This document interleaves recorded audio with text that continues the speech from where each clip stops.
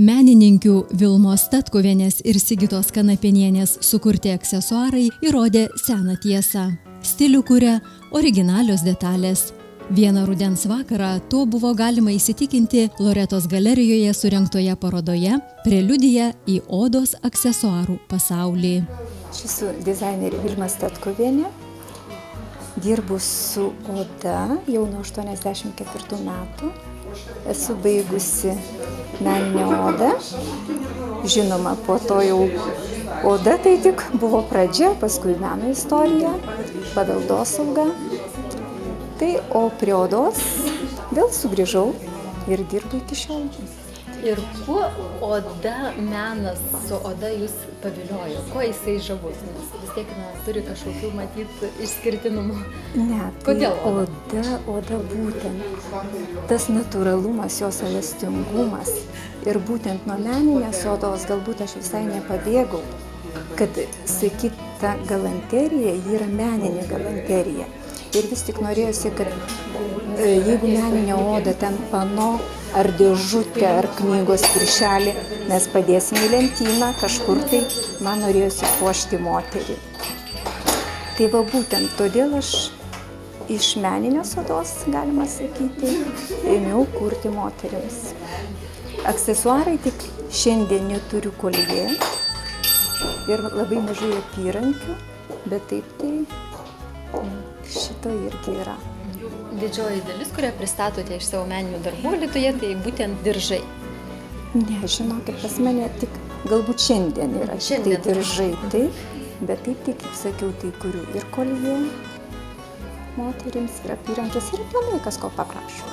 Vilmos Statkuvienės siūlomoje kolekcijoje savo tinkamą odos aksesuarą gali rasti skirtingo amžiaus ir skirtingą stilių turinčios moteris ir panelės.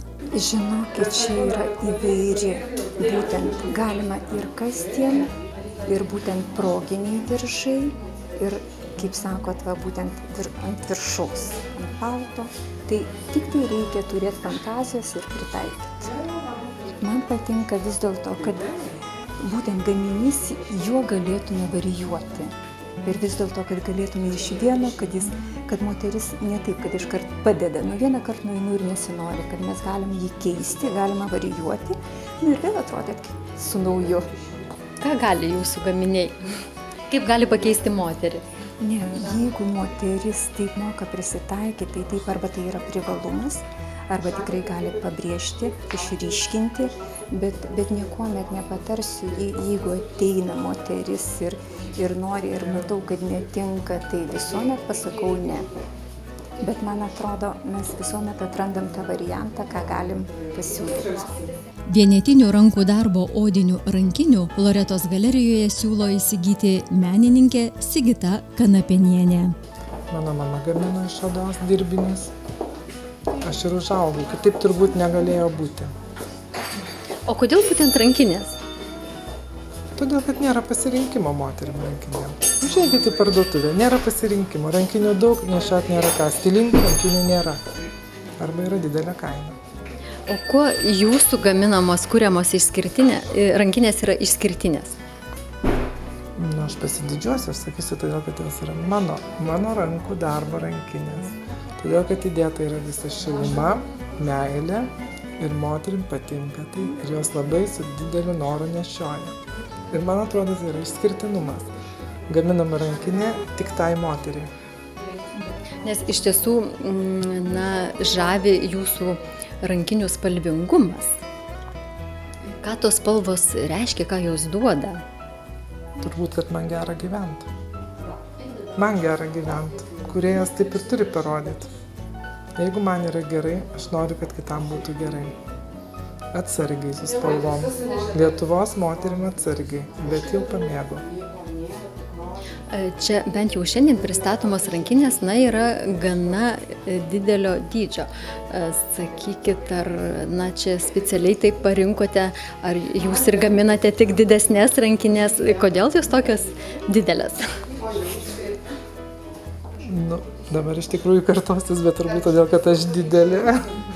Tai yra turbūt lengviau gaminti, žiūrint proporciją, derinant, stovint man prie veidrodžio.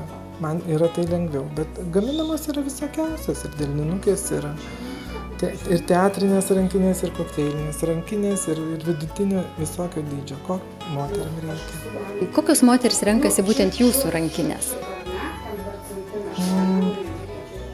Nežinau, jeigu amžius, tai yra vidutinio amžiaus moteris. Priežastis turbūt turi pinigų. Yra užsieniečių. Žinau, kad yra įsimylėję ir labai taip džiaugiausi moteris Australijoje.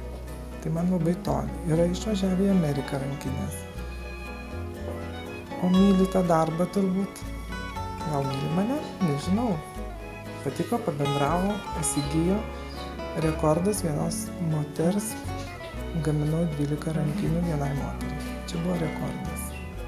Vienu metu ar tiesiog palaipsniui?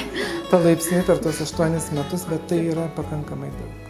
Gera žinia visoms ponioms, panelėms ir panelytėms. Ši paroda Loretos galerijoje veiks iki pat naujųjų metų. Paskubėkite apsilankyti ir įsigyti originalių menininkių sukurtų rankų darbo vienetinių odos aksesuarų. Loretos galerija įsikūrusi Alytuje, Jaunimo gatvėje 20.